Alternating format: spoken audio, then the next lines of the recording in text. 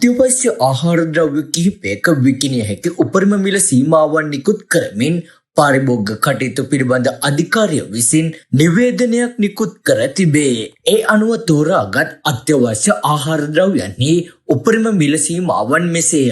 තිරිඟු පිටි කිලෝ එකක් විකිණිය හැකි උපරිම සිල්ලර මිල රුපියල් 176ක් වන අතර සුදු සීනි කිලෝ එකක් විකිණිය හැකි උපරිම සිල්ලර මිල රුපියල් 217ක් වේ. පරිප්පු කිලෝ එකක් විකිණිය හැකි උපරිම සිල්ලර මිල රුපියල් 271ක් වේ.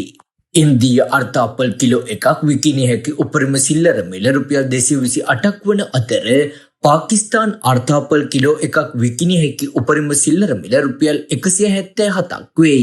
ඉන්දීය බීලුණු කිලෝ එකක් විකිණිය හැකි උපරිම සිල්ලර මිල රුපියල් 189ක් වන අතර පාකිස්තාන බීලුණු කිලෝ එකක් විකිණිය හැකි උපරිම සිල්ලර මිල රුපියල් 140ක් වේ.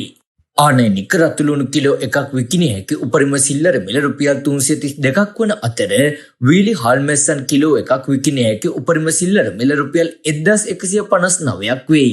වීලි මිරිස් කිලෝ එකක් විකිණිය හැකි උපරිම සිල්ලර මිල රුපියල් 1067ක් වන අතර සුදු බිත්තරයක් විකිණිය හැකි උපරිම සිල්ලර මිල රුපියල් 42ක් වේ.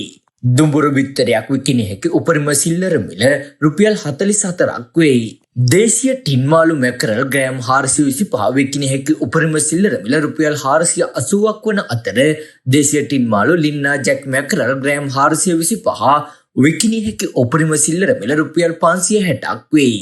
දේශීය සුදු කැකුළු සහල් කිලෝ එකක් විකිණිය හැකි උපරිම සිල්ලර මිල රුපියල් 220ක් වන අතර දේශීය රතු කැකුළු සහල් කිලෝ එකක්ද විකිණිය හැකි උපරිම සිල්ලර මිල රුපියල් 220ක් වේ. දේශීය සුදු නාඩු සහල් කිලෝ එකක් විකිණිය හැකි උපරිම සිල්ලර මිල රුපියල් 230ක් වන අතර බොයිලර් කුකුල් මස් කිලෝ එකක් සමසහිත විකිණිය හැකි උපරිම සිල්ලර මිල රුපියල් 1207ක් වේ. සම්පූර්ණ යොදේ සහිත කිරිපිටි ග්‍රෑම් 400 විකිණිය හැකි උපරිම සිල්ලර මිල රුපියල් 1150ක් වේ.